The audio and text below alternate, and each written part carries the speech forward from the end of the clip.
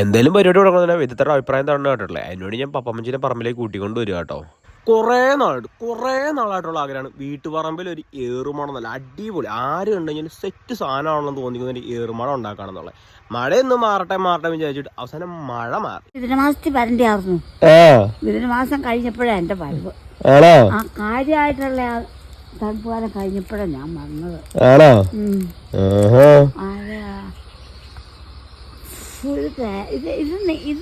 അയ്യോ ഇത് ചോപ്പല്ല, സാധാ വരയ്ക്കാം.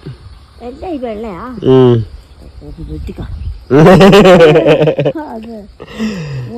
ഏറുമാടത്തെ പറ്റി അഭിപ്രായം പറയാൻ അമ്മച്ചി പറഞ്ഞു പറമ്പിലെ പേരമരത്തെ പറ്റിയിട്ടാ. ഇവിടെ മുഴുവൻ വെള്ളപ്പേരയ്ക്ക് ചുവന്ന വരയ്ക്ക് എവിടെയില്ല, കോപ്പ് മുഴുവൻ വെട്ടിക്കളയാൻ അമ്മച്ചി പറഞ്ഞു.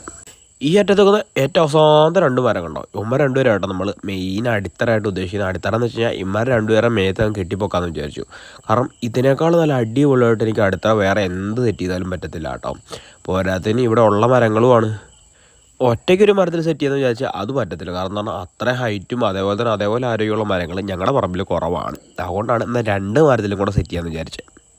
ഇന്നിപ്പോൾ സന്ധ്യ വരെ കൊണ്ട് ഞാൻ വേറെ ഒന്നും ചെയ്തിട്ടില്ല. നാളെ തൊട്ടങ്ങ് തുടങ്ങാമെന്ന് വിചാരിച്ചു. അപ്പം നാളെ പുതിയ വീഡിയോ വീണ്ടും കാണാം. It's your Dixon.